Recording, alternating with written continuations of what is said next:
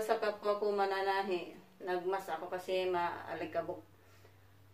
Ano to siya, may order ako na 2 piraso nito. Ayan siya, ano to siya, Alpagina. Yung cover sa rip. Ayan, yung haba na ginawa ko, 40 inches. Tapos yung lapad niya, 20 inches.